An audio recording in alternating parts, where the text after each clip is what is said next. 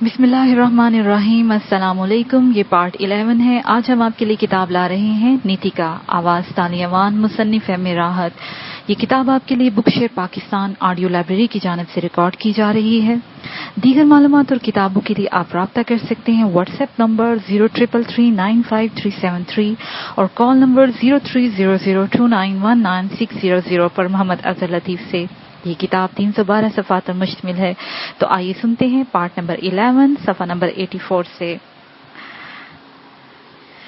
ریفا نے میری گردن میں باہیں ڈال دی اور اس کے گرم ہونٹ میرے ہونٹوں پر آ ٹکے. میرا بدن سن ہو گیا تھا. میرے سوچنے سمجھنے کی قوت سلب ہو گئی تھی. میں ساکت رہ گیا. میں نے ریفا کی پذیرائی نہیں کی، لیکن میری خاموشی سے اس کا جنون بڑھتا گیا اور مجھے اس وقت ہوش آیا جب ایک گناہ سرزد ہونے جا رہا تھا. ریفا سخت ہیجان میں تھی. اس کا چہرہ آگ کی طرح دہک رہا تھا.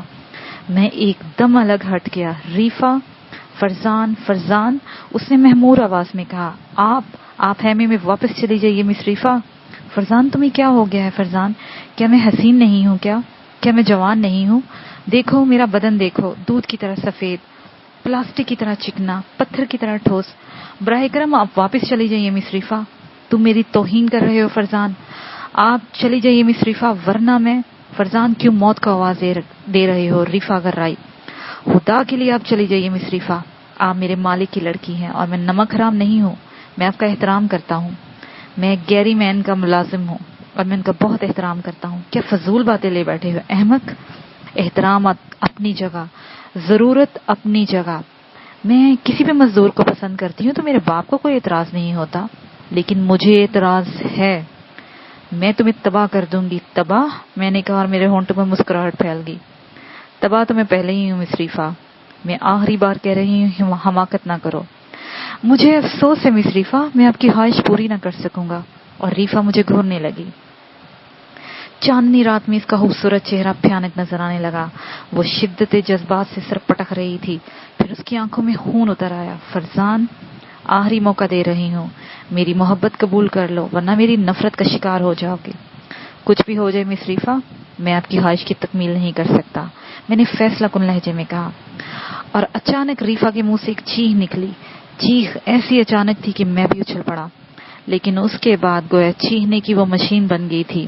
مزدوروں میں شور مچ گیا. گیری مین بھی بندوق لے کر نکل آیا. میری سمجھ میں نہیں آ رہا تھا کہ ریفا کو کیا ہوا. کسی سانپ نے ڈس لیا، لیکن میں سمجھ بھی کیسے سکتا تھا. عورت کو میں نے بھی کہاں دیکھا تھا. مزدوروں اور گیری مین نے ہمیں چاروں طرف سے گھیر لیا. میں حیران پریشان کھڑا تھا اور ریفا لباس سے بے نیاز زمین پر پڑی تھی. ڈیڈی بچاؤ بچاؤ، مجھے اس بھیڑیے سے بچاؤ، وہ چیخی. اور تب گیری مین نے میری طرف دیکھا. کیا بات ہے، وہ غرا کر بولا. تب صورتحال میری سمجھ میں آ گئی، لیکن میں سنبھل نہیں سکا. ریفا اتنی جلدی قدم اٹھائے گی مجھے گمان بھی نہ تھا. مجھے بچاؤ ڈیڈی، میرا لباس. وہ اٹھ کر لباس کی طرف جھپٹی اور اس نے جلدی جلدی لباس پہن لیا. فرزان، یہ سب کیا ہے؟ میں بتاتی ہوں ڈیڈی. ریفا لباس پہننے کے بعد بولی. مجھے نیند نہیں آ رہی تھی. میں یوں ہی اپنے خیمے سے نکل کر ادھر آئی. یہ بدماش شاید پہلے ہی میری طاق میں تھا. یہ میرے پیچھے پیچھے یہاں تک پہنچ گیا. اور پھر اس نے ڈیڈی، میں نے شدید مدافعت کی. اگر آپ لوگ نہ آ جاتے تو پھر پتہ نہیں یہ میرے ساتھ نہ جانے کیا سلوک کرتا. فرزان، گیری مین نے انتہائی غضبناک آواز میں چیخا اور اس نے رائفل میری طرف تان لی. شدت جوش میں اس نے میرے پر گولی چلا دی. اگر میں اچھل کر ایک طرف نہ ہٹ جاتا تو کہانی ختم ہو چکی ہوتی. ریفا کے الزام اور گیری مین کے رویے پر مجھے بھی غصہ آ گیا. گیری مین کا دوسرا فائر بھی میں نے حال ہی جانے دیا اور پھر چپٹ کر میں نے اس کے ہاتھ سے رائفل چھین لی. ہوش میں آؤ گیری مین، میں نے گھراتے ہوئے کہا. لیکن گیری مین آپ سے باہر ہو رہا تھا. اس نے مجھ سے لپٹنے کی کوشش کی، لیکن میرے طاقتور گھونسے نے اسے زمین چٹا دی. مجھے مزدوروں کی طرف سے کوئی خطرہ نہ تھا، لیکن نہ جانے کیوں کسی مزدور نے گیری مین کا ساتھ دینے کی کوشش نہ کی. اگر یہ ہاتھ کافی ہے تو اٹھو اور سنجیدگی سے میری بات سنو، ورنہ میں تمہاری شکل بگاڑ دوں گا. کتے، کمینے، نمک حرام. گیری مین دوسرا گنسا کھانے کے موڈ میں نہیں تھا.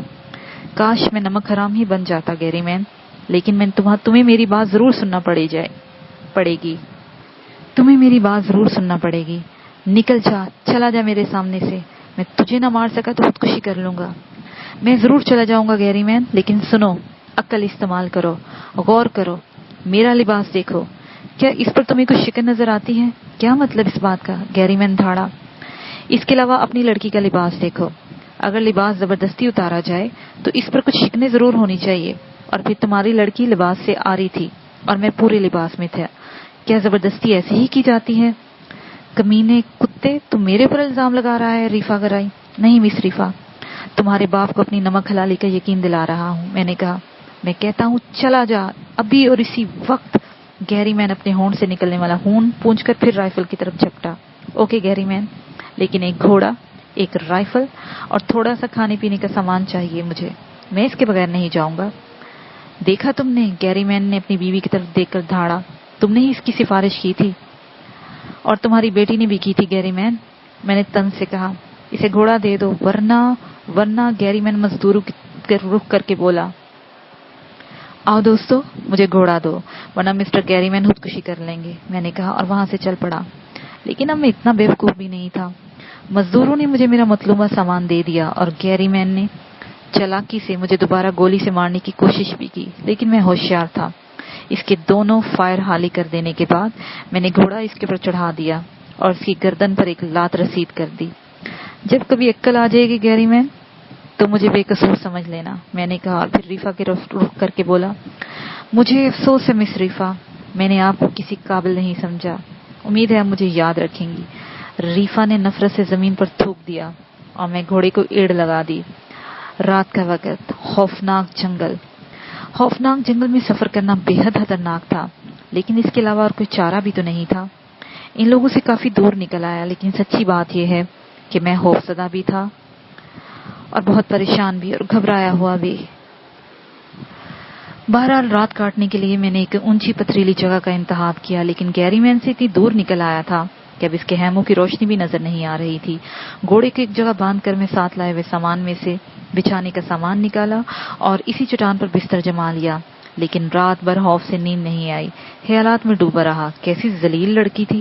دل کے کسی گوشے سے آواز بھی ابھری کہ یار حماقت کی، قبول کر لیا ہوتا اسے، کسی کو کانوں کار حبت نہ ہوتی، عیش الگ ہوتے۔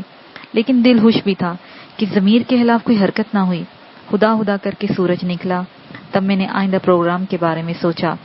تنہائی تو ہونی ہی تھی، گیری مین کے ساتھ تو زندگی بسر نہیں کی جا سکتی تھی نا۔ مقصد تو افریقہ کے اندرونی علاقے میں آنا تھا، سو پورا ہو گیا۔ اب تو اپنے ہی طور پر زندگی گزارنا پڑے گی، اور میں خود کو نڈر بنانے کی کوشش کرنے لگا۔ گھوڑے کی مالش کی اور تنہا زندگی گزارنے کے لیے ایک پروگرام بنایا۔ دوسری رات پہلی رات کی نسبت پرسکون تھی۔ یہ رات بھی کھلے میدان میں بسر ہوئی، لیکن اس رات نیند آ گئی تھی، اور دوسری صبح جاگا تو میں حشاش بشاش تھا، لیکن اب کسی مناسب راہ کی تلاش تھی۔ مناسب راہ؟ میں نے سوچا، کسی راہ کا تعین تو حماقت ہی ہے، جدھر منہ اٹھے چلتے رہو۔ ہر راہ مناسب ہے جب راہ کا تعین ہی نہیں ہے۔ کھانے پینے کی چیزیں موجود تھیں، بس ذہن کو مطمئن کر کے ایک محسوس راستے پر اپنے آپ کو لگانا تھا، خود کو جنگل کی زندگی کا عادی بنانا تھا۔ جب زندگی ایک راستے کا تعین کرے گی تب دیکھا جائے گا، اگر تقدیر میں کچھ ہوا تو مل جائے گا، ورنہ ان جنگلوں میں ہی زندگی کی شام ہو جائے گی۔ یوں دوستو دن رات گزرتے رہے، میرے دل سے خوف ختم ہو گیا۔ اب جنگل کی سیاہ راتیں مجھے خوفزدہ نہیں کرتی تھیں، اب درختوں کے محیب سائے مجھے گولے بیابانی نہیں محسوس ہوتے تھے، اب جنگلی درندوں کی آوازیں سن کر میرے دل کی دھڑکنیں نہیں تیز ہوتی تھیں، اب تیز چلنے والی ہواؤں کی پراسرار سرگوشیاں میری نیند نہیں اڑاتی تھی۔ اب میں رات کو اپنے نزدیک آنکھ روشن کر کے آرام سے سو جاتا تھا، میرا گھوڑا مجھ سے زیادہ فاصلے پر نہ ہوتا۔ بہت ہی ہوش مند جانور تھا، کئی بار اس نے مجھے خطرے سے آگاہ کیا۔ بہرحال اب میری زندگی ایک جنگلی انسان کی سی زندگی تھی، سفر کرتا رہتا، رات ہوتی تو آرام کرتا، دن میں چل پڑتا، آہستہ آہستہ انسانوں کی شکلیں بھولتا جا رہا تھا۔ میری بندوق میرے پاس تھی، کارتوسوں کی بھی کافی تعداد موجود تھی۔ اب تک میں نے صرف چند کارتوس ہی استعمال کیے تھے گوشت کی ضرورت پوری کرنے کے لیے۔ ایک دفعہ چیتے پر گولی چلائی تھی اور چیتا زخمی ہو کر بھاگ گیا تھا۔ بعد میں اس نے 3 راتوں تک میرا پیچھا کیا، لیکن میں نے اسے کامیاب نہ ہونے دیا۔ بہرحال اس کے زخم نے اسے میرا پیچھا نہ کرنے دیا اور میں دور نکل آیا۔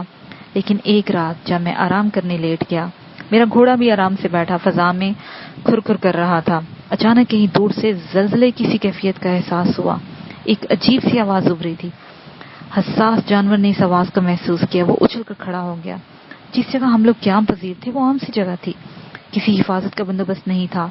میں اس آواز کی حقیقت جاننے کی کوشش کرنے لگا اور پھر اس سے پہلے کہ آفت کا مقابلہ کرنے کی حفاظتی تدبیر کرتا، سب سے پہلے میں نے اپنا سامان گھوڑے پر لادا اور تیار ہو گیا۔ زمین ہل رہی تھی لیکن اتنا زلزلہ آنے کا امکان نہیں تھا۔ آواز بدتدریج بڑھ رہی تھی اور میں آنکھیں پھاڑ پھاڑ کر چاروں طرف دیکھ رہا تھا، لیکن میرا گھوڑا مجھ سے زیادہ حساس تھا۔ اس نے زور زور سے منہ سے آوازیں نکالنا شروع کر دی اور میرے کندھے پر اپنا منہ رگڑنے لگا۔ تب میں نے اس سیاہ سلاب کو دیکھا جو سونڈے اٹھائے ہوئے بے تحاشا دوڑ رہا تھا۔ ہاتھیوں کا ایک خوفناک غول جو ایک طویل رقبے پر پھیلا ہوا تھا اسی طرف آ رہا تھا جدھر میں موجود تھا۔ یہ غول مجھے اس طرح رونتا ہوا گزر جائے گا جیسے کبھی میرا وجود ہی نہ تھا، صرف چند دبوں کے علاوہ اور کچھ نہ ملے گا۔ میرا گھوڑا سخت بے چین تھا اور اس کی بے چینی سے ہی ان سے بچاؤ کی ترکیب میرے ذہن میں آئی۔ چنانچہ دوسرے لمحے میں گھوڑے پر سوار ہو گیا اور اس طرف دوڑ پڑا جدھر ہاتھیوں کا رخ تھا۔ گھوڑا بے جگری سے دوڑ رہا تھا، ہاتھیوں کی آوازوں سے زمین ہل رہی تھی اور رات کی تاریکی میں اور میرا گھوڑا زندگی بچانے کے لیے بھاگ رہے تھے۔ ہماری رفتار ہاتھیوں کی رفتار سے کہیں زیادہ تھی۔ اس وقت صحیح معنوں میں گھوڑے کی خصوصیات اور حسیات کام کر رہی تھی، ورنہ رات کی تاریکی میں مجھے تو تھوڑے سے فاصلے کی چیز بھی نظر نہیں آ رہی تھی۔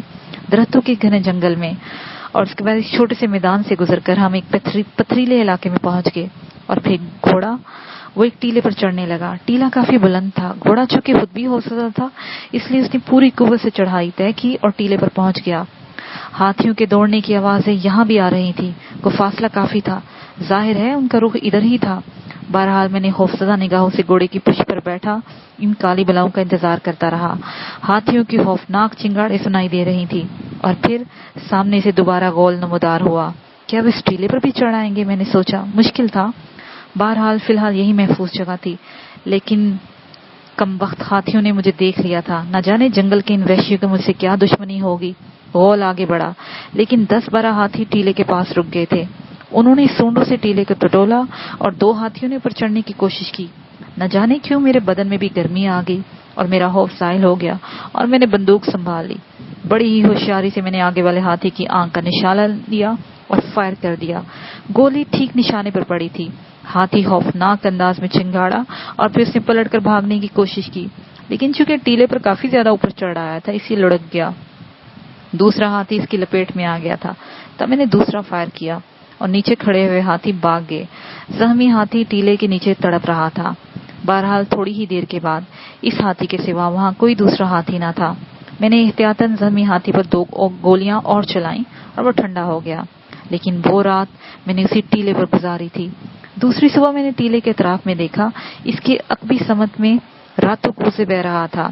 رات کو بھی میں نے اس دریا کی آوازیں سنی تھی، لیکن اندازہ نہیں تھا کہ وہ اتنا قریب ہے۔ بے اختیار میرا دل نہانے کو چاہا اور میں گھوڑے سمیت نیچے پہنچ گیا، لیکن دریا کا تیز بہاؤ دیکھ کر میرے حواس درست ہو گئے۔ میں دریا میں اترنے کی ہمت ہی نہ کر سکا اور کنارے پر ہی نہانے لگا۔ گھوڑا بھی ایک کنارے پر پانی پی رہا تھا۔ تب اچانک میں نے دریا کے تیز بہاؤ میں جگمگاہٹیں دیکھی اور میں اچھل پڑا۔ ہاں، وہ ہیرے ہی تھے، قیمتی پتھر جو انسان کی زندگی میں بہت بڑا دخل رکھتے ہیں۔ میں ساکت رہ گیا۔ میرے خوابوں کی تعبیر میرے سامنے تھی، لیکن دریا کے تیز بہاؤ میں قدم رکھنا موت کو دعوت دینا تھا، اور بہرحال میں ایک ہوش مند انسان تھا۔ چنانچہ میں نے طے کیا کہ دریا کے کنارے کنارے اس کی طرف بڑھوں جدھر سے یہ دریا آ رہا ہے، ممکن ہے کوئی مناسب جگہ مل جائے۔ تب میرے دوستوں، میں نے دریا کے کنارے کنارے سفر شروع کر دیا، دن رات کا سفر، اور نہ جانے کتنے سورج گزر گئے، لیکن دریا ہر جگہ یکساں تھا۔ مجھے مایوسی ہونے لگی۔ میں نے سوچا 2 ہی راستے ہیں، یا تو زندگی داؤ پر لگا دی جائے یا پھر ہیرو کا خیال چھوڑ دیا جائے۔ اس طرح کہاں تک سفر کروں گا؟ تب میں نے فیصلہ کیا کہ دریا کے کنارے 1 دن اور 1 رات کا آخری سفر کروں گا۔ اگر اس وقت بھی دریا ٹھیک نہ ہوا تو پھر دونوں راستوں میں سے ایک پر عمل کروں گا۔ ہیرو کے حصول کا خیال میرے لیے بڑی ہی حیثیت رکھتا تھا۔ افریقہ کے ان ویران خطوں میں میری آمد کا مقصد ہی یہی تھا۔ میں یہاں سے اتنا لے جانا چاہتا تھا کہ اپنے باپ سے زیادہ دولت مند بن جاؤں اور اسے بتاؤں کہ میں نے جو کچھ کہا تھا ٹھیک ہی کہا تھا، اور میں نے سفر شروع کر دیا۔ میرے اوپر دھن سوار تھی، جس کی وجہ سے میں نے بے زبان گھوڑے کا بھی خیال نہ کیا۔ اور دوسری رات مجھے ایک بستی دکھائی دی، چھوٹے چھوٹے جھونپڑوں پر مشتمل بستی جو ایک بڑے پہاڑ کے دامن میں آباد تھی۔ ہونہار لوگوں کی بستی. افریقہ کے دور دراز کے وحشیوں کے بارے میں مجھے کچھ نہیں معلوم تھا. وہ وحشی ضرور تھے لیکن بہرحال انسان تھے. میں ان کے پاس جاؤں گا اور ان سے ہیرو کے بارے میں معلوم کروں گا. میں بستی کی طرف چل پڑا. پوری بستی پر خاموشی طاری تھی. لوگ اپنے اپنے جھونپڑوں میں تھے. کوئی آواز نہیں تھی, کوئی انداز نہیں تھا. ہاں, بستی کے داخلی حصے میں نیم ریاں لباسوں میں ملبوس چند لوگ ایک قطار میں کھڑے تھے اور خاموش کھڑے ہوئے لوگوں کی نگاہیں جب میرے اوپر پڑی تو ان کے منہ حیرت سے کھل گئے. پھر انہوں نے مسرت بھرے نعرے لگائے اور میری طرف دوڑ پڑے. وہ زور زور سے چیخ رہے تھے. میں سہم گیا. نہ جانے وہ کیا کرنا چاہتے تھے, اور ان کی آوازوں سے سوئی ہوئی ساری بستی گویا جاگ گئی. لوگ اس طرح اپنے جھونپڑوں سے نکل کر بھاگے گویا کوئی بہت بڑی تباہی آ گئی ہو, اور آن کی آن میں انہوں نے مجھے چاروں طرف سے گھیر لیا. تب میرے دوستو 10-12 آدمی میرے گھوڑے کے نزدیک آئے. میری بندوق تیار تھی, لیکن ان لوگوں کا دوستانہ انداز دیکھ کر میں نے بندوق نیچے کر لی. میں بھی ان کا تعاون چاہتا تھا, اس لیے دوستانہ انداز کے جواب میں نے دوستی کا مظاہرہ ضروری سمجھا. انہوں نے مجھے گھوڑے سے اترنے کا اشارہ کیا اور میں نیچے اتر آیا. تب اچانک وہ میرے اوپر ٹوٹ پڑے اور مجھے چاروں طرف سے ٹٹول کر دیکھ رہے تھے اور ایک دوسرے سے کچھ کہتے جا رہے تھے. کیا یہ آدم ہو رہے ہیں اور میرے گوشت کے بارے میں گفتگو کر رہے ہیں, میں نے سوچا, اور میرے بدن کے رونگٹے کھڑے ہو گئے. لیکن ان کا انداز, اب جو کچھ بھی ہے دریا میں داخل ہو کر ہیرے حاصل کرنے کا کوئی امکان باقی نہ تھا. ان لوگوں سے بھی نمٹنے کی کوشش کرنی تھی اب مجھے. لیکن اس وقت میری ہمت جواب دے گی جب انہوں نے گھوڑے سمیت میری ہر چیز چھین لی. اور پھر عورتوں کا ایک گول آگے بڑھا اور اس نے مجھے چاروں طرف سے گھیر لیا. انہوں نے عجیب قسم کے چوڑے چوڑے پتوں سے اپنے جسم کو ڈھانک رکھا تھا. میری آنکھیں بھی بند ہو گئی اور وہ مجھے دھکیلتی ہوئی ایک طرف لے جانے لگی. سانولے رنگ کی یہ عورتیں بڑی ہی جاذب نگوش کی مالک تھیں, لیکن بہرحال میرے لیے اجنبی تھی. میں ان کے ہاتھوں میں کھیل رہا تھا. مجھے ایک بڑی سی جھونپڑی میں لے جا کر انہوں نے مجھے چھوڑ دیا. میری آنکھیں کھلی تو میں نے اس جھونپڑی کو دیکھا اور پھر اس میں موجود عورتوں کو. جتنی تعداد اندر آ سکتی تھی آ گئی. باقی عورتیں باہر کھڑی شور مچا رہی تھیں. اندر آنے والی عورتیں بہت خوش نظر آ رہی تھیں. وہ مجھے دیکھ کر ہنس رہی تھیں. پھر 4 نوجوان عورتیں آگے بڑھیں اور انہوں نے میرے لباس کو کھینچنا شروع کر دیا. پہلے تو میں کچھ نہ سمجھا, لیکن پھر انہوں نے ایسی دھینگا مشتی شروع کر دی کہ مجھے خطرہ لاحق ہو گیا کہ میرا لباس پھٹ جائے گا. میں نے گھبرا کر ان کا ماضی اور ضمیر سمجھنے کی کوشش کی, لیکن جو کچھ میری سمجھ میں آیا تھا وہ یہی تھا کہ یہ میرا لباس اتارنا چاہتی ہیں, لیکن کیوں؟ پھر جب بس نہ چل سکا تو میں نے گھبرا کر کوٹ اتار دیا اور پھر بنیان بھی. اور وحشی لڑکیاں میرے بدن پر ہاتھ پھیرتے ہوئے مسکرانے لگیں. ان کی آنکھوں میں پسندیدگی کے تاثرات تھے, لیکن میرے حواس اس وقت بالکل ہی میرا ساتھ چھوڑ گئے جب انہوں نے میرے زیریں لباس کی طرف ہاتھ بڑھایا. میں گھبرا کر پیچھے ہٹ گیا, لیکن لڑکیاں مجھے کہاں چھوڑنے والی تھیں. دل ہی دل میں لا حول ولا قوت پڑ رہا تھا. نہ جانے یہ احمق عورتیں میرے ساتھ کیا کرنا چاہتی تھیں. میری ان کے آگے ایک نہ چلی اور انہوں نے مجھے برہنہ کر دیا. مجھے سخت شرم آ رہی تھی. میں بے بسی سے ان کے درمیان میں کھڑا رہا. تب 2 عورتیں ایک لکڑی کے برتن میں ایک عجیب سا سبزی مائل سیال لے کر آئیں اور دوسری عورتوں نے مجھے گرا دیا. سیال میرے بدن پر ملا جانے لگا. کیا حالت ہوئی ہوگی میری دوستوں. نرم نرم ہاتھ میرے بدن کی مالش کر رہے تھے. میں بے سود ہو گیا اور لڑکیاں میرے بدن سے کھیلتی رہیں. پھر ایک بہت بڑے لکڑی کے تختے پر کچھ چیزیں رکھ کر لائی گئیں. کاش میں ان کی زبان سمجھ سکتا. سیال سے میرا بدن چمکنے لگا اور اس سے ایک عجیب قسم کی خوشبو اٹھ رہی تھی. تب تختے پر رکھا ہوا پتوں کا لباس مجھے پہنایا گیا. اس نے میرے نچلے بدن کو ڈھانک دیا تھا. میں کسی قدر مطمئن ہو گیا, لیکن میری سمجھ میں نہیں آ رہا تھا یہ سب کیا ہے. اس کے بعد انہوں نے میرے بدن پر رنگین مٹی سے لکیریں بنانا شروع کر دی اور مجھے اچھا خاصا کارٹون بنا دیا. پھر میرے سر پر ایک تاج پہنایا گیا اور پھر اس کے بعد میری آنکھیں چوند گئیں. انہوں نے مجھے رنگین پتھروں کا ایک ہار پہنایا تھا. ہاں دوستو, وہ ہار, صرف وہی ایک ہار اگر مجھے مل جاتا تو میں مہذب دنیا کا ایک مالدار ترین انسان ہوتا. اسے دیکھ کر میں ساری تکلیف بھول گیا. ٹٹول کر ان ہیرو کی مالیت کا اندازہ لگانے لگا. تب شاید اعلان کیا گیا کہ میں تیار ہو گیا ہوں، اور بہت ساری عورتوں نے پھر اندر آنے کی کوشش کی، لیکن مجھے خود ہی باہر نکال لیا گیا اور شور مچانے والیاں ایک دم خاموش ہو گئی۔ آنکھوں کی زبان، اس زبان کا مفہوم یکساں ہوتا ہے۔ دنیا کے ہر خطے میں آنکھوں کی ایک ہی زبان ہوتی ہے اور اسے سمجھنا سب سے آسان کام ہوتا ہے۔ ان عورتوں کی نگاہوں میں ایک پسندیدگی امیز حیرت تھی، ان کی آنکھوں میں رشک کے جذبات تھے۔ وہ مجھے انوکھی نگاہوں سے دیکھ رہی تھی اور پھر آپس میں سرگوشیاں کرنے لگی۔ تب کہیں دور سے ایک بغل بجنے کی آواز سنائی دی اور لڑکیاں اور عورتیں اچھل پڑیں۔ انہوں نے ایک جلوس کی شکل بنائی اور مجھے لے کے ایک طرف چل پڑی۔ الہی، یہ لوگ کیا کرنا چاہتے ہیں؟ کیا مقصد ہے ان کا؟ میں نے سوچا۔ مجھے سجائے ہوئے بنائے ہوئے وہ لوگ بستی سے دور نکل آئیں۔ تب میرے سامنے سیاہ رنگ کا ایک پہاڑ آ گیا جس کے دہانے سے دھواں نکل رہا تھا، آتش فشاں۔ میں نے خوف سے سوچا، ہاں وہ آتش فشاں ہی تھا۔ یقیناً وہ کبھی کبھی آتش فشانی بھی کرتا ہوگا، لیکن کسی خوفناک تباہی کے آثار یا کہیں نظر نہیں آتے تھے۔ پہاڑ کے قرب و جوار میں بے شمار وحشی کھڑے تھے، ان کے ہاتھوں میں ہتھیار تھے جنہیں ہلا ہلا کر وہ کچھ کہہ رہے تھے اور ان کی آوازیں کانوں کے پردے پھاڑ رہی تھی۔ وہی بغل بھی بجایا جا رہا تھا۔ کچھ اور قریب پہنچا تو سیاہ پہاڑ میں کچھ سیڑھیاں سی بنی نظر آئیں اور میں نے گردن جھکا دی اور گہری سانس لی۔ فرزان عامری کی کہانی اس قدر دلچسپ اور سنسنی خیز تھی کہ ہمیں وقت کا احساس بھی نہ ہوا۔ سب پتھروں کے بت کی مانند ساکت یہ کہانی سن رہے تھے کہ اچانک ایک بھیانک چیخ نے یہ طلسم توڑ دیا۔ عامری بھی اچھل پڑا اور پھر اس نے سنجیدہ لہجے میں کہا، کیا تم میری کہانی سے اتار گئے ہو؟ او نہیں فرزان، تمہاری کہانی تو بہت دلچسپ ہے۔ میں نے کہا، ہاں تمہیں دلچسپ معلوم ہوتی ہے، لیکن اس کی آنکھیں ہلا میں گھورنے لگی، لیکن پھر وہی چیخ سنائی دی اور فرزان کھڑا ہو گیا۔ بس دوستو آرام کرو، باقی کل۔ لیکن یہ آواز، تم اس پر غور نہ کرو۔ فرزان پھیکے انداز میں مسکرایا۔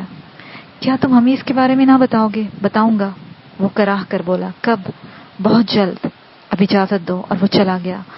ہم تعجب سے اسے جاتے ہوئے دیکھتے رہے۔ کیسا پراسرار انسان تھا یہ فرزان۔ کیا خیال ہے دوستو؟ چلاک بوڑھا نہایت صفائی سے ہمیں بیوقوف تو نہیں بنا رہا؟ کرنل ڈکسن نے کہا۔ کیا کہا جا سکتا ہے کرنل، لیکن ہمیں بیوقوف بنانے کی کوئی وجہ تو سمجھ نہیں آتی۔ پھر یہ تو سوچو کہ وہ یہاں اس پراسرار علاقے میں تنہا رہتا ہے۔ میں نے کہا، ہاں، اور یہ سب کچھ؟ ظاہر ہے اس نے آسانی سے تو یہ سب کچھ نہیں بنا لیا ہوگا، ظاہر ہے، لیکن وہ یہاں تنہا ہی معلوم ہوتا ہے۔ تم اس چیخ کو کیوں بول رہے ہو؟ ارے ہاں، وہ چیخ انسانی ہی تھی۔ مجھے تو یہ شخص کوئی بدرو معلوم ہوتا ہے۔ میرا مشورہ ہے کہ یہاں سے نکل چلو۔ فضول باتیں، ہم سب بدروہیں ہیں، پھر وہ اکیلی بدرو ہمارا کیا بگاڑ لے گی؟ احمد صاحب بولے، ہاں تو یہ حماقت کی ہے، لیکن بوڑھے کی کہانی کافی دلچسپ ہے، ممکن ہے وہ ٹھیک ہی کہہ رہا ہو، تب وہ ہمارا معاون بھی ثابت ہو سکتا ہے۔ یقیناً بوڑھے کو شیشے میں اتارنے کی کوشش کرتے ہیں۔ اس کی کہانی بھی دلچسپ ہے، ممکن ہے اس کی کہانی سے ہماری رہنمائی ہو جائے۔ یہ بات تو معلوم ہو ہی گئی ہے کہ اس دریا کا اختتام کسی ایسی جگہ پر ہوتا ہے جہاں آتش پہاڑ بھی موجود ہے۔ ہاں، لیکن بات پھر اسی چیخ تک جا پہنچتی ہے۔ کیا خیال ہے باہر نہ نکلا جائے؟ یار کہیں ناراض ہی نہ ہو جائے۔ کوئی ایسا کام کرنے کی ضرورت نہیں ہے، کرنل ڈکسن نے کہا، اور ہم سب خاموش ہو گئے۔ بہرحال کرنل کے مشورے کے تحت کسی نے اس کے معاملے میں مداخلت نہیں کی اور سب سونے کے لیے لیٹ گئے۔ دوسری صبح اس نے ہمیں صبح بخیر کہا، اس کے ہونٹوں پر مسکراہٹ تھی۔ ناشتے کے دوران اس نے کہا، میری کہانی سے بیزار تو نہیں ہوگے دوستو؟ ہرگز نہیں مسٹر فرزان، تمہاری کہانی تو بہت ہی دلچسپ ہے، اگر تم سچ کہہ رہے ہو تو۔ کیا مطلب؟ وہ سنجیدہ ہو گیا۔ معاف کرنا فرزان، تمہاری کہانی ایسی انوکھی ہے کہ اس پر مشکل سے ہی یقین آ سکتا ہے۔ احمد صاحب نے کہا، میں تمہارے سامنے اس کے ٹھوس ثبوت پیش کروں گا۔ فرزان نے گھبرائے ہوئے لہجے میں کہا، ہم تم سے معافی کے طلبگار ہیں فرزان۔ نہیں دوست، فرزان نے تھکے تھکے انداز میں کہا، میں ٹوٹا ہوا انسان ہوں، میری شخصیت ٹکڑے ٹکڑے ہو گئی ہے، اور میں کسی کی بات کا برا نہیں مانتا۔ تم کہانی آگے بڑھاؤ دوست۔ کیا تم مجھے احمق سمجھتے ہو؟ فرزان اچانک بگڑ گیا۔ کیوں؟ ہم لوگوں کا منہ حیرت سے کھل گیا۔ میں تمہیں بلا وجہ کہانی نہیں سنا رہا۔ کیا مطلب؟ ہاں، میں اس کے عوض تم سے کچھ طلب کروں گا۔ کیا؟ ابھی نہیں دوستو، میری کہانی سن لو، اس کے بعد میں تمہارے سامنے اپنی درخواست رکھوں گا. دل چاہے تو اسے قبول کر لینا، ورنہ. ہم سب اسے دیکھتے رہے. اس کے چہرے پر غم کے سائے لہرا رہے تھے. یہ شخص آسانی سے سمجھ میں نہیں آ سکتا تھا، اور پھر اس نے ایسا سسپینس پیدا کر دیا تھا کہ ہم اسے چھوڑ بھی نہیں سکتے تھے. پھر کیا ہوا فرزان؟ خوبصورت عورتوں نے مجھے سیڑھیوں کے نزدیک چھوڑ دیا، اور پھر 2 آدمی مجھے اوپر لے گئے. میرے اوسان ہتا ہو رہے تھے. کیا یہ میری قربانی دینا چاہتے ہیں؟ افسوس، اب تو بندوق بھی میرے پاس نہیں تھی، لیکن میں نے فیصلہ کر لیا تھا، میں آسانی سے جان نہیں دوں گا. ان میں سے بھی کچھ کو لے کر ہی مروں گا. میں ان کے ساتھ چلتا رہا. اوپر صرف 5 آدمی تھے، سب کے سب عمر رسیدہ. ان کے ہاتھوں میں عجیب عجیب چیزیں تھیں. انہوں نے وہ چیزیں پہاڑ کے دہانے میں اچھال دی. دھواں نکل رہا تھا. پھر انہوں نے میری گردن کو پکڑ کر اسے جھکا دیا. لیکن میں غار کے دہانے سے دور تھا، اس لیے مجھے ابھی تردد میں اتنی زیادہ نہیں تھا، لیکن میں پوری طرح ہوشیار تھا. ایک وحشی چیخ چیخ کر کچھ پڑ رہا تھا، اور پھر انہوں نے مجھے سیدھا کر دیا، اور اس کے بعد انہوں نے ایک پھل میرے ہاتھ میں دیا اور اشارہ کیا میں اسے غار کے دہانے میں اچھال دوں. میں نے اس میں کوئی بھی تردد نہ سمجھا اور پھل دہانے میں اچھال دیا. تب وحشی خوشی سے چیخنے لگے، اور پھر وہ میرے سامنے جھک گئے. میں خشک ہونٹوں پر زبان پھیر رہا تھا. اب نہ جانے کیا قصہ ہے. اوپر کی آوازیں سن کر نیچے بھی خوشی سے شور مچنے لگا، اور پھر پہاڑ سے واپسی شروع ہوگی. میں سیڑھیاں اترنے لگا. نیچے قدم رکھا ہی تھا کہ لوگوں نے میرے اوپر پھولوں کی بارش شروع کر دی، اور میں نے ایک گہری سانس لی. اس کا مقصد ہے کہ وہ لوگ میری قربانی دینے کا ارادہ نہیں رکھتے تھے. پھر یہ سب کیا تھا؟ ان لوگوں نے مجھے یہ احساس کیوں دیا تھا؟ زیادہ بہتر یہی تھا کہ میں اپنے آپ کو آزاد چھوڑ دوں. بلا وجہ الجھنوں میں پھنسنا بیکار تھا. جو کچھ ہوگا دیکھا جائے گا. پھولوں کی بارش کرنے والے اپنی زبان میں نہ جانے کیا کیا گا رہے تھے. ان میں مرد بھی تھی، عورتیں بھی. سب کے سب خوش نظر آ رہے تھے. میں خاموشی سے ان کا تماشا دیکھتا رہا، اور پھر اس کے بعد وہ مجھے وہیں لے گئے. ایک اور جھونپڑی میں مجھے رکھا گیا. یہاں بھی مرد اور عورت موجود تھے. یہ شخص میرے لیے کچھ لے کر آ رہے تھے. پھل، دودھ، کھالے، ہڈیوں کے بنے ہوئے عجیب زیورات میرے سامنے ڈھیر لگ رہے تھے. لیکن اب بھی میری عقل کچھ سمجھنے سے قاصر تھی، سوائے اس کے کہ یہ لوگ مجھے کوئی نقصان نہیں پہنچانا چاہتے. بہرحال یہ بھی سکون کی بات تھی. پھر رات ہو گئی. میں جھونپڑے میں تھا، لیکن کہیں اور کچھ تھا. میرے سامنے سامان کا ڈھیر تو لگا ہوا تھا، لیکن یہ لوگ میرا سامان اٹھا کر لے گئے تھے. پھر جب چاند نکل آیا تو چند عورتیں ہنستی ہوئی میرے پاس آئیں.